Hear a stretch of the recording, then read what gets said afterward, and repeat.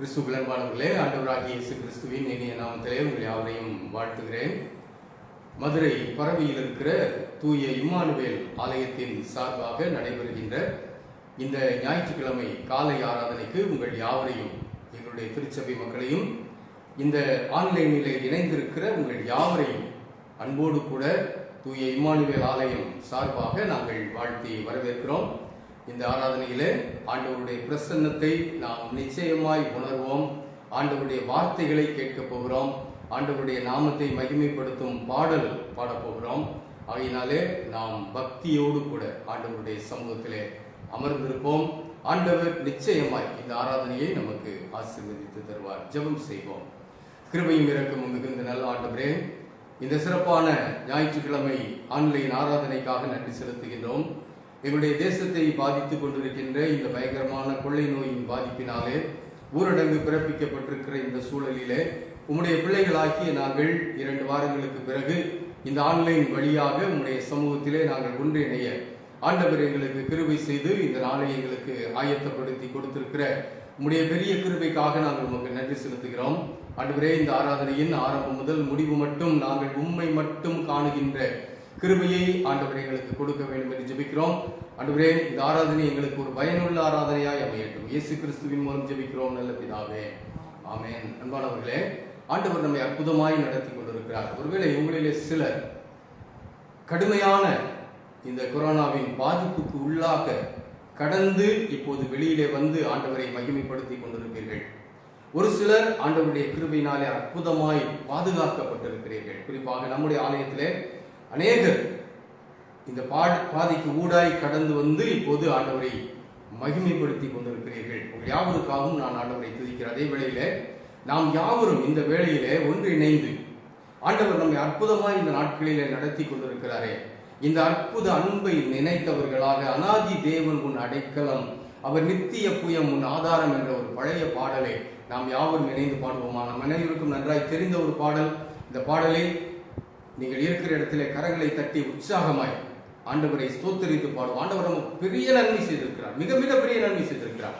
இப்போது நாம் உயிரோடு இருப்பது அவருடைய பெரிய கிருபை.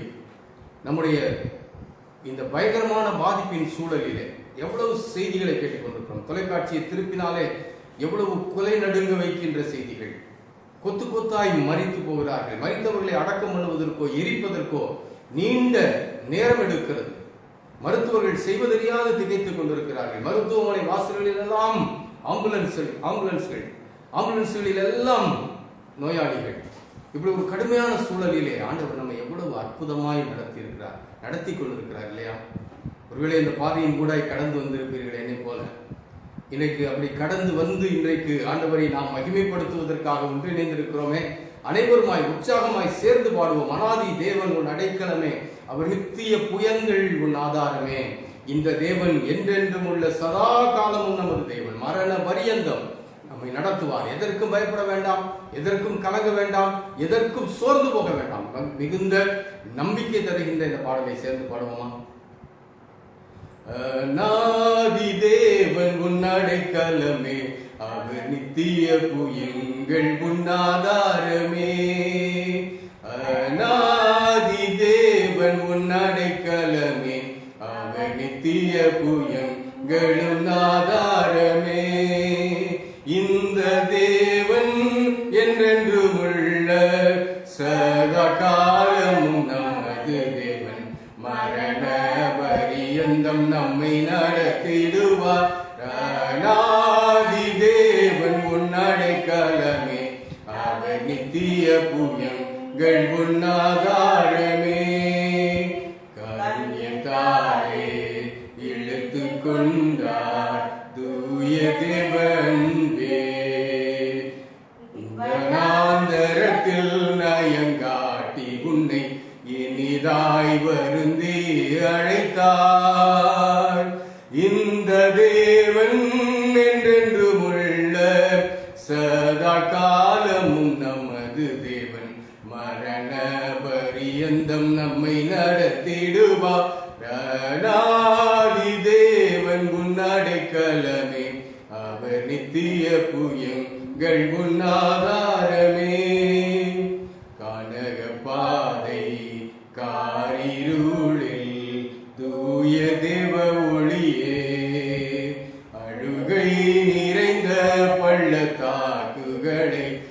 அரும் நீரூற்றாய் மாற்றினாரே. இந்த தேவன் என்றென்றும் உள்ள சதா காலமும் நமது தேவன். மரண பரியந்தம் நம்மை நடத்திடுவார்.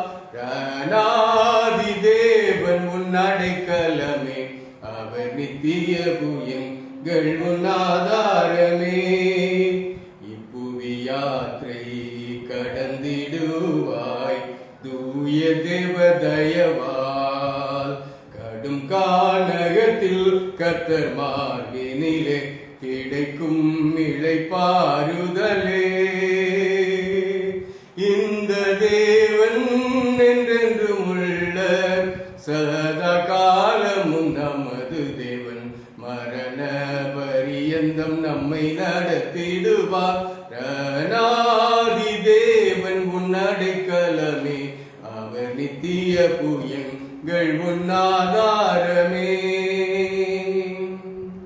112ஆம் சங்கீதத்தை நாம் வாசிக்க கேட்போம். தயவு செய்து எல்லாரும் வேத புஸ்தகங்களை எடுத்து வைத்துக் கொள்ளுங்கள். வீட்டில் தானே இருக்கிறோம் அப்படின்னு சொல்லிட்டு வேத புஸ்தகத்தை திறக்காமல் இருக்க வேண்டாம். வீட்டிலே இருந்தாலும் இது ஆண்டவருடைய ஆராதனை.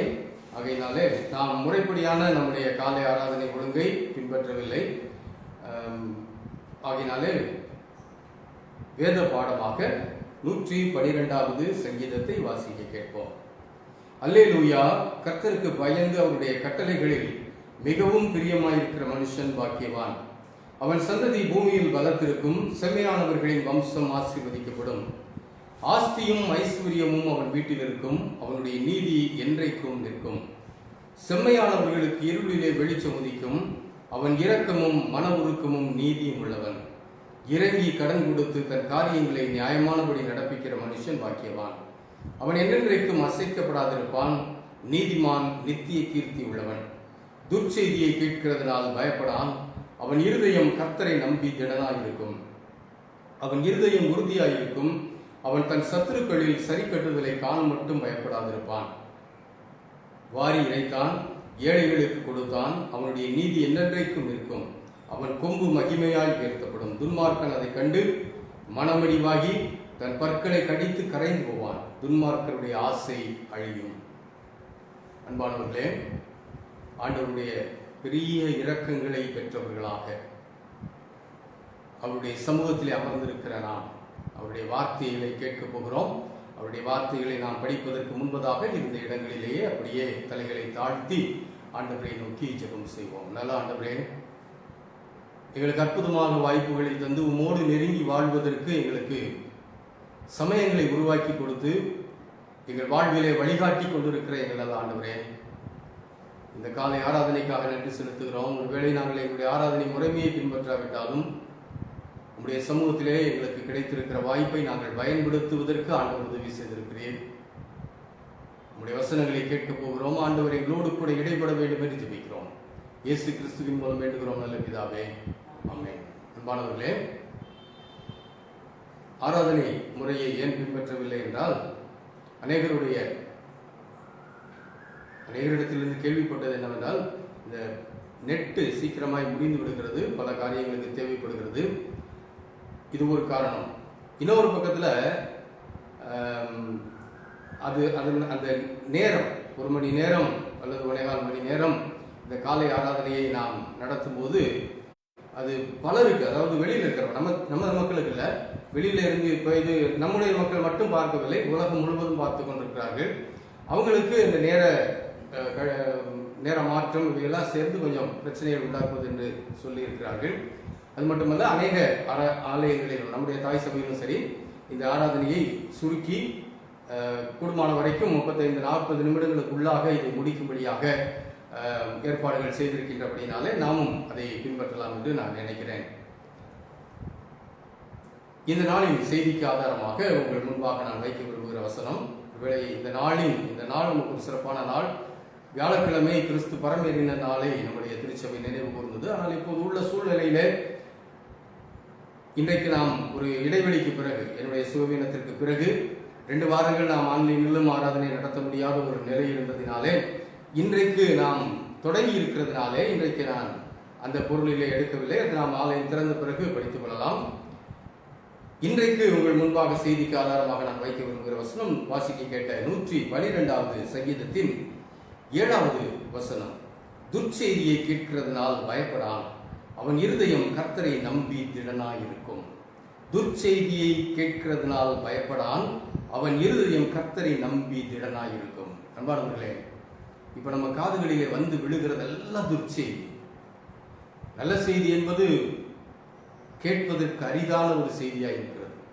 தொலைபேசி மணி அடித்தாலே பதறுகின்ற ஒரு சூழ்நிலை எல்லாம் நமக்கு இருக்கிறது. யாருக்கு என்ன நேர்ந்து விட்டதோ, எது நேர்ந்துருமோ. கடந்த 2 வாரங்களிலே நம்முடைய தாய் திருச்சபையிலே எத்தனை மரணங்கள் தெரியுமா? 50 வயது, 41 வயது, 2 சின்ன பிள்ளைகளை உடைய தகப்பன். என்னிடத்தில் வாலிபர் குழுவிலே, நான் வாலிபர் குழு எடுத்த சமயத்திலே வாலிபர் குழுவிலே எனக்கு மாணவனாக இருந்த ஒரு அருமையான தம்பி, இன்னொரு தம்பி அதே போல 52 வயது. இப்படி பல, அதாவது குடும்பங்கள் நிற்கதியாய் நிற்கக்கூடிய நிலையிலான மரணங்கள், வயது முதிர்ந்தவர்களின் மரணங்கள். செய்தித்தாள்களை பார்க்கிறோம், தொலைக்காட்சியை பார்க்கிறோம். 2வது அலை மிக மிக மோசமாக நம்மை பாதித்துக் கொண்டிருக்கின்றது. இப்படிப்பட்ட ஒரு சூழ்நிலையிலே யாரை கேட்டாலும், யாருக்கு போன் பண்ணனாலும் சரி, இருமல், சளி, எங்க வீட்டில் எல்லாருக்கும் இதே பிரச்சனை இருக்கிறது என்று சொல்லக்கூடிய ஒரு நிலை. மருத்துவர்களுடைய கூற்றுகளை கேட்கும் போது இன்னும் பயமாக இருக்கிறது. வாழ்க்கை வாழ்வதே ஒரு பெரிய கடினம் என்ற ஒரு சூழ்நிலைக்குள்ளாய் இப்போது போய்கொண்டிருக்கிறது. ஒரு சிலருக்கு அதை பற்றி கவலை இல்லைங்க. அரசாங்கம் சொல்லுகின்ற கட்டுப்பாடுகளையும் மதிக்க மாட்டாங்க, இவங்களும் கட்டுப்பாடாக இருக்க மாட்டாங்க. இவங்க வெளியில் போய் சுற்றிட்டு வந்து வீட்டில் உள்ளவங்களுக்கும் கொடுத்துருவாங்க. முகக்கவசம் அணிங்கன்னு தலையில் அடித்து சொல்லுது அரசாங்கம். இதை அணியாத இன்னும் நம்மவங்க இருக்கிறாங்க. அன்பானவர்களே, நம்ம ஆட்கள் இதை கேட்டுக்கொண்டிருக்கிற நீங்கள் தயவுசெய்து அரசாங்கத்தின் அந்த உத்தரவுகளை மதிக்காமல் இருக்காதீங்க. முகக்கவசம் அணிங்க, கூட்டத்துக்கு போகாதீங்க, கூட்டமாக இருக்கிற இடங்கள்ல தயவுசெய்து போகாதீங்க. கடைக்கு போனாலும் கூட்டமாக இருந்துச்சுன்னா வந்துருங்க. ஒரு நாள் சாப்பிடாம கூட இருந்துக்கலாம். வீட்டில் இருக்கிற அரிசியை எதையும் வச்சு சாப்பிட்டுட்டு இருந்துக்கலாம். அந்த கடையில் தான் போய், அந்த பர்டிகுலர் கடையில் தான் இதை வாங்குவேன் கூட்டத்தில் நிற்காதீங்க. பயங்கரமான ஒரு சூழல். ஏன் இவ்வளவு தூரம் சொல்றேன் அப்படின்னா, நான் இந்த நாட்களிலே கடந்த 1 மாதமாக சுருட்டி எடுத்த இந்த பாதிப்புக்குள்ளே போய் வந்திருக்கிறேன். இதனுடைய வலி தெரியும் எனக்கு, இதனுடைய வேதனை தெரியும், இதனுடைய தனிமை தெரியும். இது எந்த அளவுக்கு மனதை பாதிக்கும் என்பது எனக்கு தெரியும். ஆகையினாலே தான் ஆதங்கத்தில் சொல்லுகிறேன். ஆண்டவர் என்னை பலப்படுத்தினார். என்னோடு கூட இருந்து ஊழியம் செய்து அநேகருக்கு அவருடைய வார்த்தைகளை சொல்ல இதுவரைக்கும் பயன்படுத்தி வந்த என் ஆண்டவர் என்னை இந்த நாட்களிலே அழகாய் கொண்டு போனார். துர்ச்செய்தியை கேட்கிறதினாலே பயப்படான், அவன் இருதயம் கர்த்தரை நம்பி திடனாயிருக்கும்.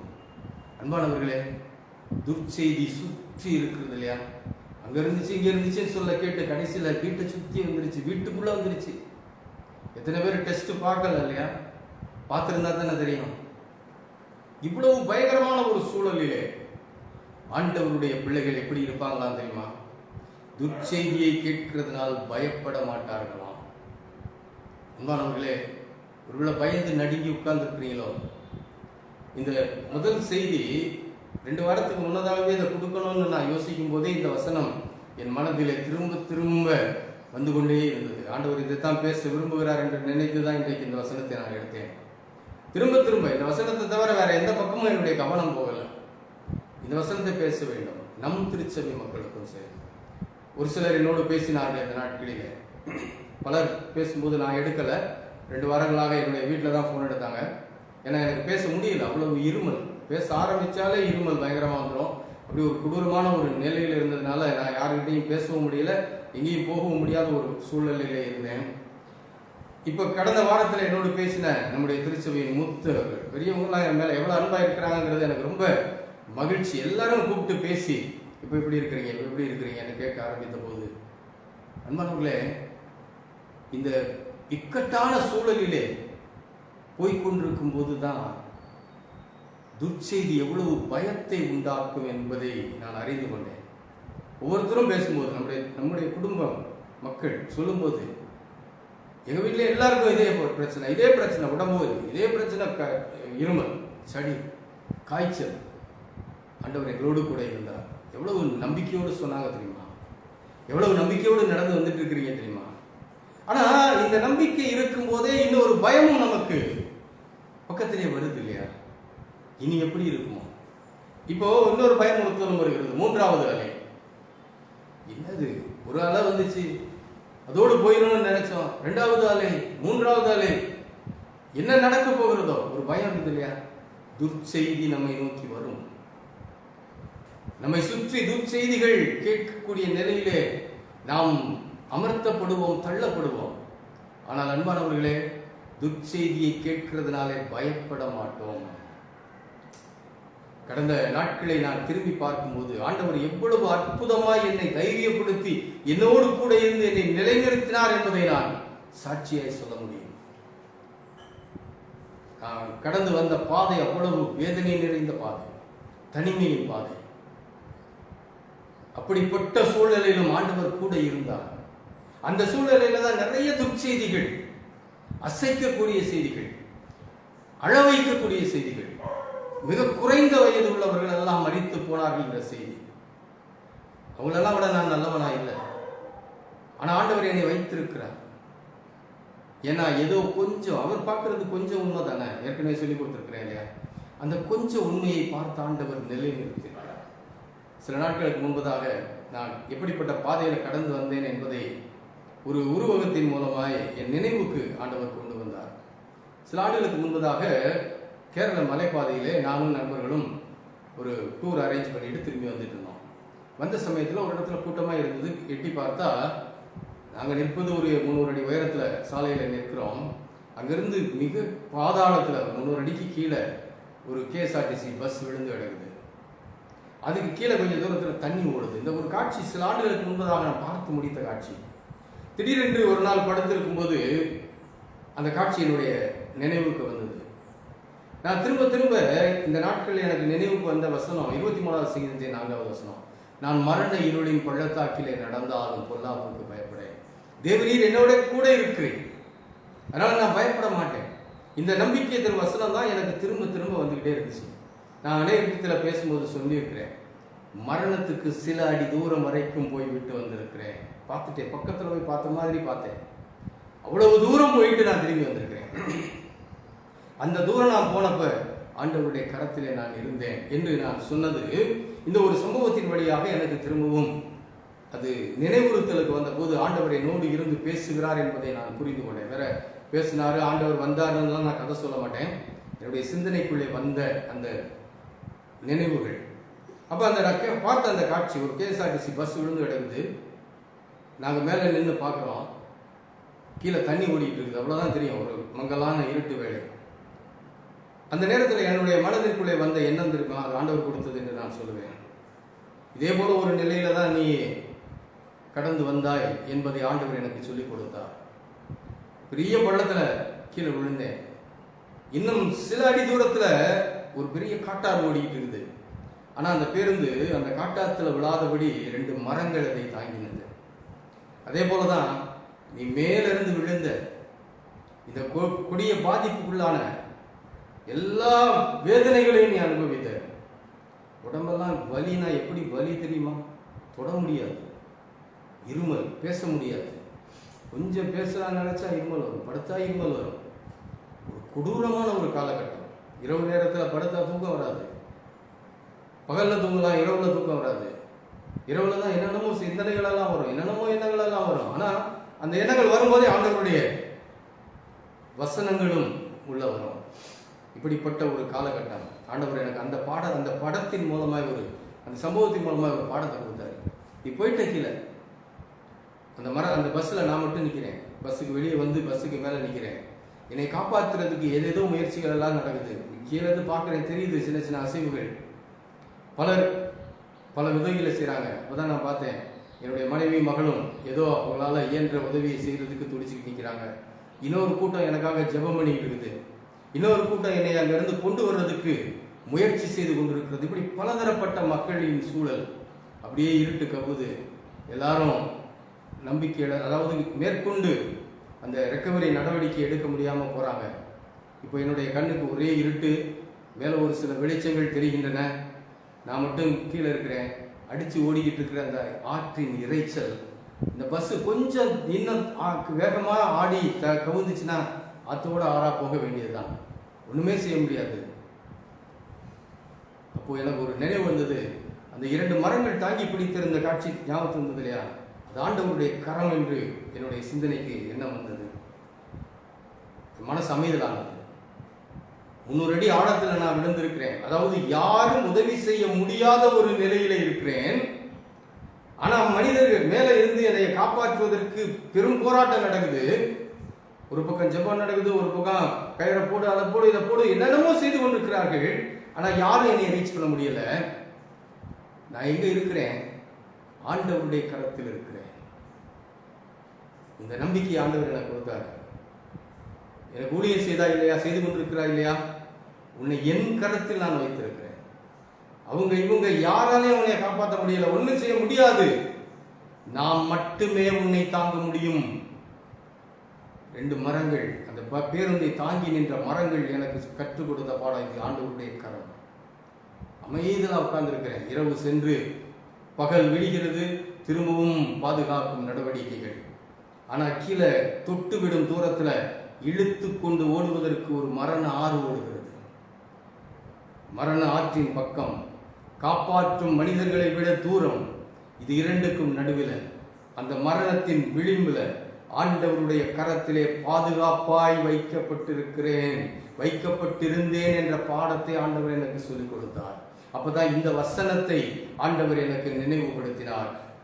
துர்ச்செய்தியை கேட்கிறதுனாலே பயப்படான். அன்பானவர்களே, வாழ்க்கையில் என்னென்ன பாதை வருமோ, என்னென்ன தடுமாற்றங்கள் வருமோ, என்னென்ன போராட்டங்கள் வருமோ என்றெல்லாம் நீங்கள் தயங்கிக் கொண்டிருப்பீர்களானால் நீங்கள் செய்ய வேண்டிய ஒரே ஒரு செயல், ஆண்டவருடைய கரத்திலே நீங்கள் இருக்கிறீர்களா என்பதை மட்டும் பாருங்கள்.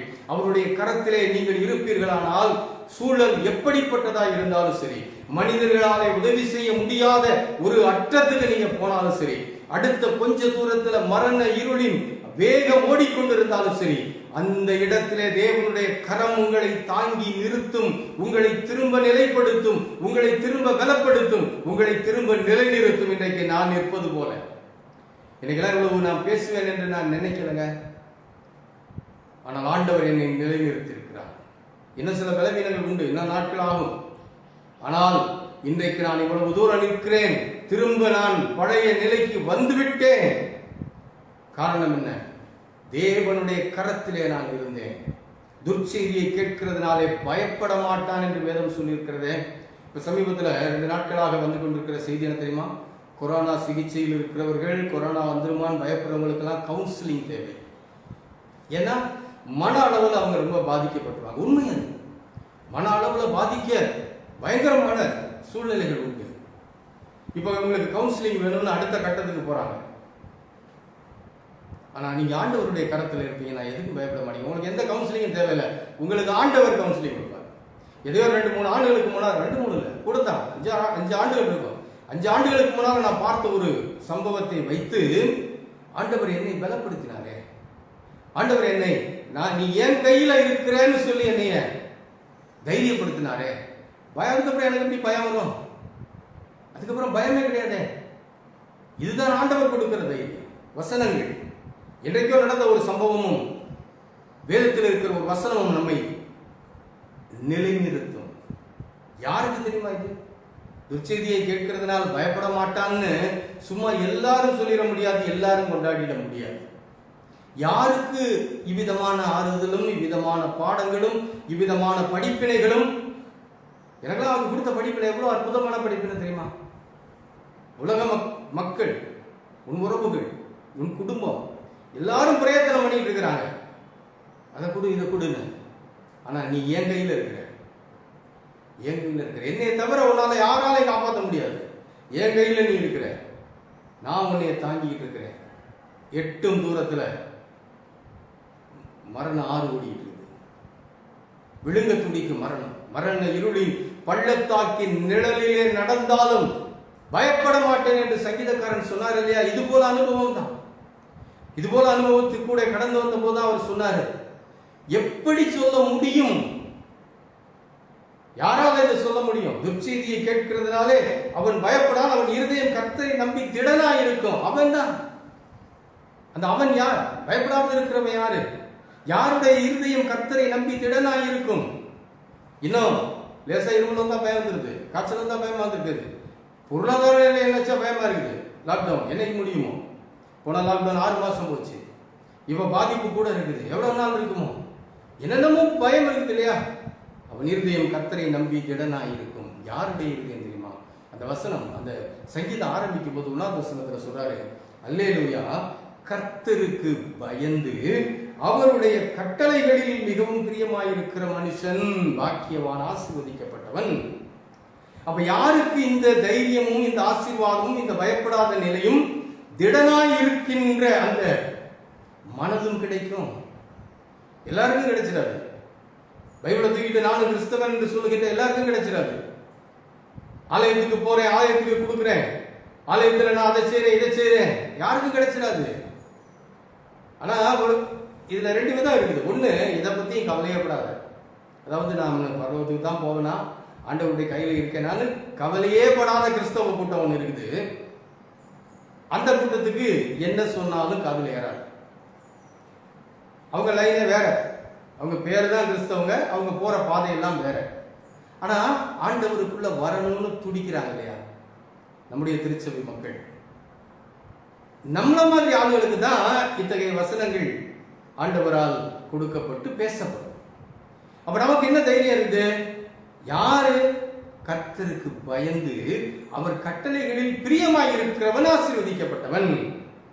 அப்ப எந்த சூழ்நிலையா இருந்தாலும் சரி, வாழ்க்கை எப்படிப்பட்ட நிலையா இருந்தாலும் சரி, நீங்க விரும்புற அல்லது நீங்க விரும்பாத அல்லது இப்போது இருக்கிற இந்த கொள்ளை நோயின் சூழ்நிலையா இருந்தாலும் சரி,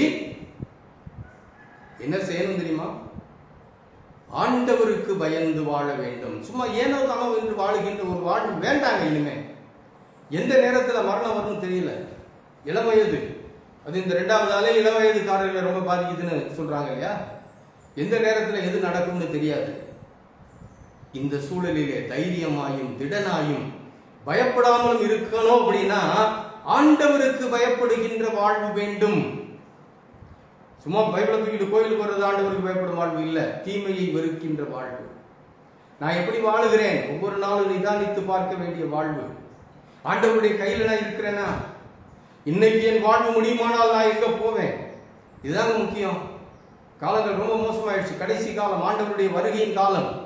இந்த வருகையின் காலத்துல நாம் எச்சரிக்கையாய் நிதானமாய் நம்மை ஆராய்ந்து பார்க்கணும். அவங்க எப்படி இருக்கிறாங்க, இவங்க எப்படி இருக்கிறாங்கலாம் வேண்டாம்.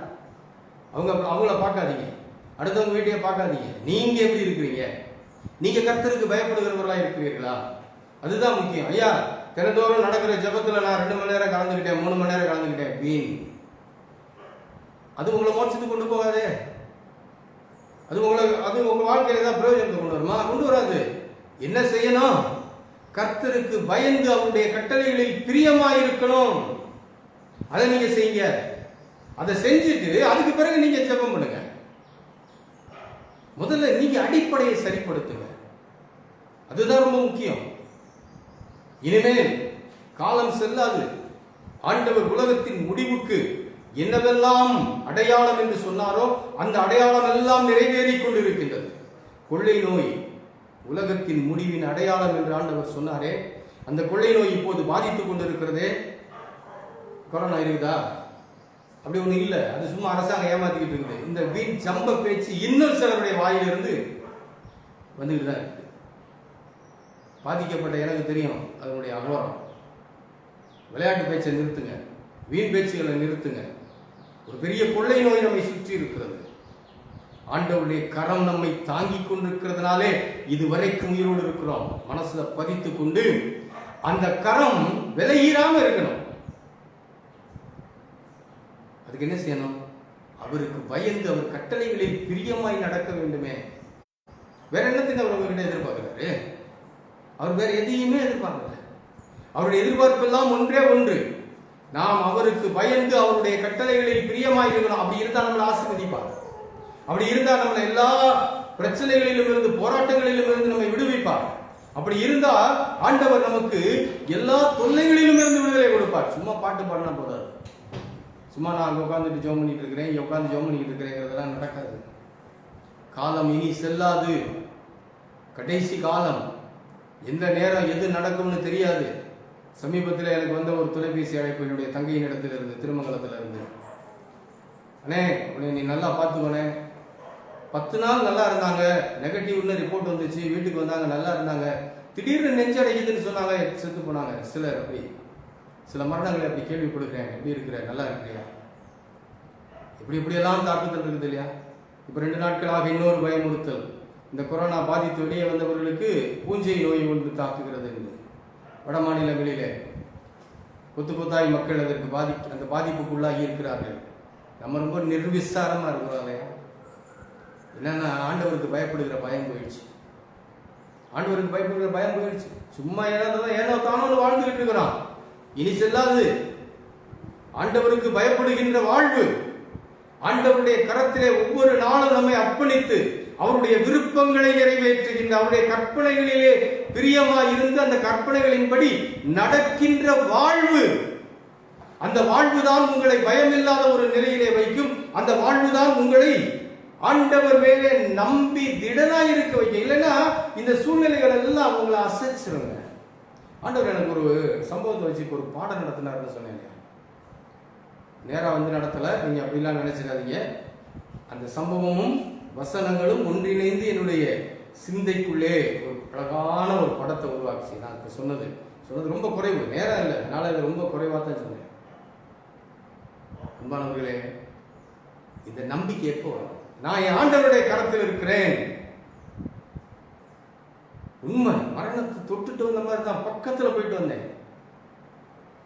ஆனா நம்பிக்கை எப்படி வந்துச்சு?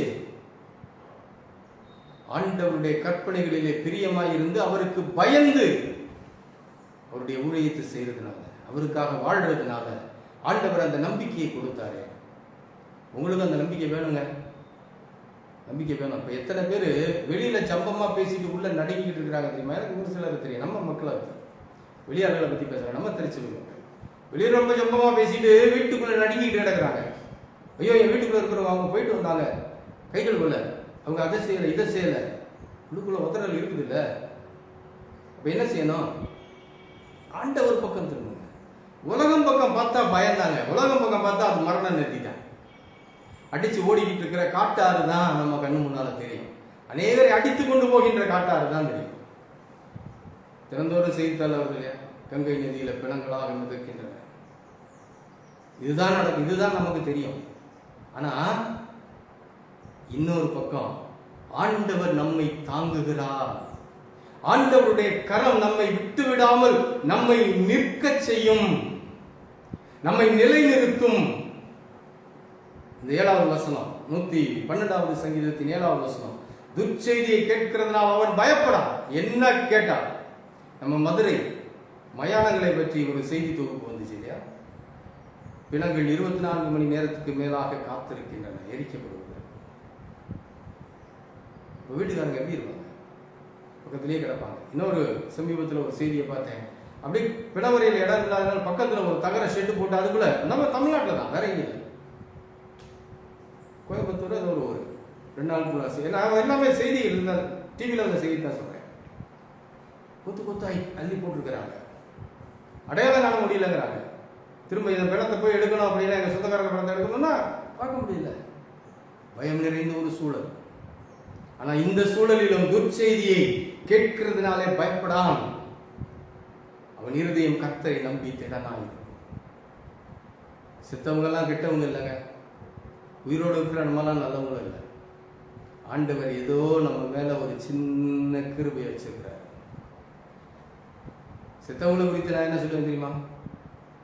தீங்கு நாட்கள் வருவதற்கு முன்பதாக நீதிமான் எடுத்துக் கொள்ளப்படுகிறார். வேதவசனம் இருந்தா தீங்கு நாட்கள், இன்னும் தீங்கு நாட்கள் வர்றதுக்கு முன்னால நீதிமான்களாய் வாழ்ந்தவர்களை ஆண்டவர் எடுத்துட்டாரு. அவங்களுக்கு தெரியாது வேதனை. ஆனா நமக்கு தான் இப்ப பிரச்சனை. என்ன பிரச்சனை?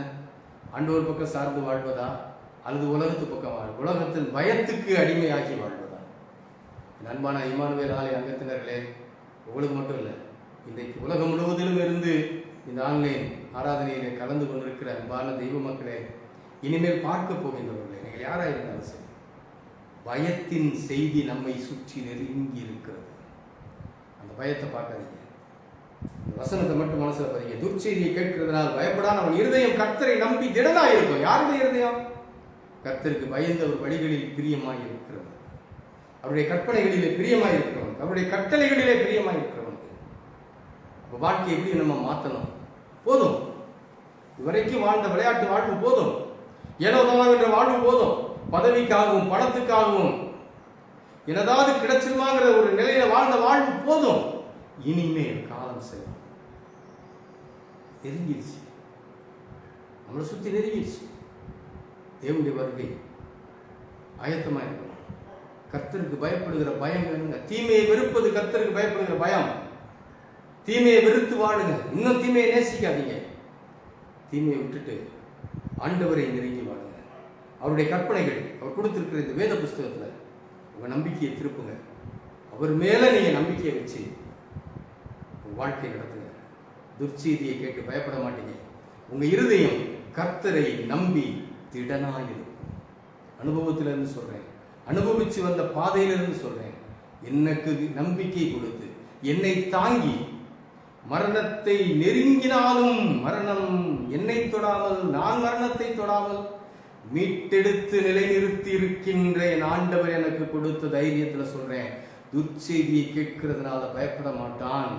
அவனுடைய இருதயம் கர்த்தரை நம்பி திடனாய் இருக்கும். யார்? கர்த்தருக்கு பயந்து அவருடைய கற்பனைகளிலே பிரியமாயிருக்கிற மனுஷன்.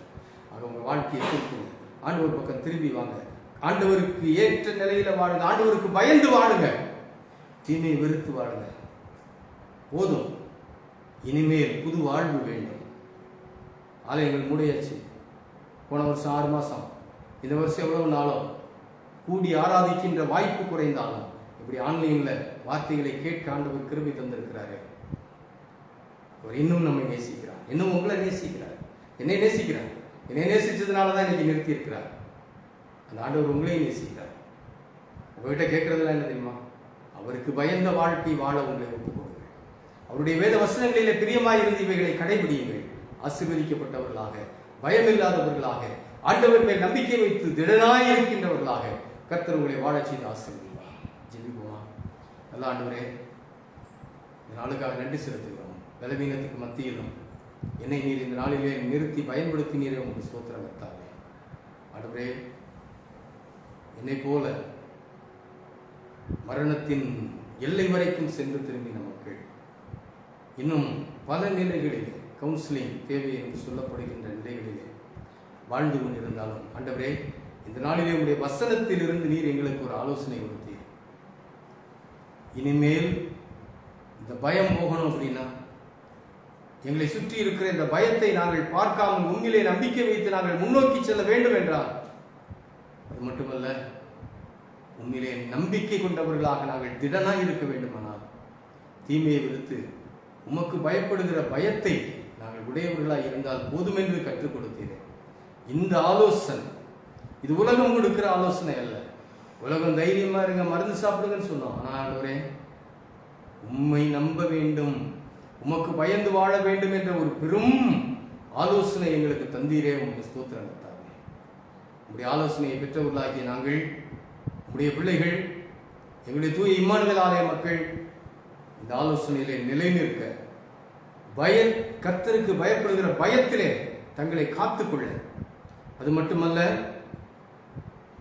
உம்முடைய கற்பனைகளிலே பிரியமாயிருந்து உம்முடைய வேதம் சொல்லுகின்ற வார்த்தைகளை மட்டும் பின்பற்றி வாழ்கின்றவர்களாய் இருக்க ஆண்டவர் கிருபைதான். அது நிமித்தமாக எல்லா பயங்களும் போகட்டும், எல்லா பிரச்சனைகளும் மாறும். ஆண்டவரே, எங்களுடைய திருச்சபை குடும்பங்கள் ஒவ்வொன்றுக்காகவும் இந்த ஆராதனையிலே கலந்து கொண்டிருக்கிற அன்பு தெய்வ மக்கள் யாவருக்காகவும் ஜெபிக்கிறோம். குடும்பங்களில் இருக்கிற பல பிரச்சனைகள், குடும்பங்களில் இருக்கிற பலவீனங்கள், குடும்பங்களில் இருக்கிற இந்த கொரோனா பாதிப்புகள் அல்லது இந்த கொரோனாவின் ஆரம்ப நிலைகள், இருமல், காய்ச்சல், சளி, உடம்பு வலி, சாப்பிட முடியாத நிலை, என்னென்ன நிலைகளில் நம்முடைய பிள்ளைகள் பாதிக்கப்பட்டுக் கொண்டிருக்கிறார்கள். ஆண்டவரே, நீர் கிருபையாக இறங்கி ஒவ்வொருவருக்கும் அதிலிருந்து விடுதலையை தான். பொருளாதார நிலையின் எதிர்காலத்தை நினைத்து தயங்கி அந்த பயத்தில் இருக்கிற அன்பான மக்கள் யாவரையும் ஆண்டவரே நீர்தாமே தொட்டு அவர்களை தைரியப்படுத்தி இதயம் கர்த்தரை நம்பி திடனாய் இருக்கும் என்ற வசனத்தின்படி எந்த சூழ்நிலையும் என்னை அசைக்காது ஏன்னா ஆண்டவருக்கு பயந்து ஆண்டவருடைய வழியிலே நடக்கிறேன் என்ற நிலையிலே இருக்கிறேன் என்ற உறுதியோடு, பயமில்லாமல் பொருளாதார நிலைகளை குறித்தோ வேறு எந்த காரியங்களை குறித்தோ அச்சப்படாமல் தொடர்ந்து முன்னோக்கி செல்ல ஆண்டவர் பலன் தரும். என்னுடைய இம்மானுவேல் ஆலய அங்கத்தினர்களை ஆண்டவர் ஆசீர்வதியும். அதே போல இந்த ஆராதனைகளை கலந்து கொண்டிருக்கிற நம்முடைய பிள்ளைகள் ஒவ்வொருவரையும் ஆண்டவரே நீர் ஆசீர்வதியும். ஒருவேளை எதிர்பாராத விதமாக இந்த ஆராதனையை கேட்கிறவர்களாக இருந்தால் அவர்களையும் ஆண்டவர் இந்த வசனத்தின்படி வாழ ஒப்பு கொடுக்க வைத்து ஆசீர்வதிக்கப்பட்டவர்களாய் வாழ்வதற்கு நிற்கிறவர்களா இந்த கரத்திற்குள்ளே ஒவ்வொருவரையும் தாழ்த்தி தருகிறோம். ஆண்டவர் நீர் இவர்களை ஆசீர்வதி பலப்படுத்தும். தொடர்ந்து ஆண்டவரே உம்முடைய பலனோடு நம்பிக்கையோடு உலகத்திற்குள் போகிறோம். எங்களை நீர் பலப்படுத்தும், எங்களை நீர் தைரியப்படுத்தும், எங்களோடு கூட நீர் இருந்து எங்களை காத்துக்கும். இயேசு கிறிஸ்துவின் மூலம் தாழ்வோடு வேண்டுகிறோம் நல்ல பிதாவே, ஆமென்.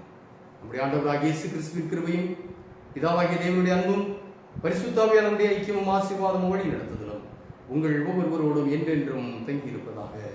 ஆமென். தெய்வ ஆசீர்வாதத்தோடு அடியாரை அனுப்பும் வார்த்தை என்னும் அப்பத்தாலே போஷித்து வளர்ப்பியும் இப்போதும் தேடி வந்து மனதார போற்றினோம். முச்சலோகத்தில் கழித்து உம்மை வாழ்த்தி தொழுவோம். ஆமென். கர்த்தர் உங்களோடு இருந்து உங்களை ஆசீர்வதித்து வழி நடத்துவாராக. அன்பானவர்களே, ஆண்டவருக்கு சித்தமானால் திரும்பவும் அடுத்த ஞாயிற்றுக்கிழமை காலை 9:30 மணிக்கு நாம் இதே போல ஒரு ஆன்லைன் ஆராதனையிலே சந்திப்போம். அதுவரைக்கும் கர்த்தரின் கிருபை உங்களோடு இருப்பதாக.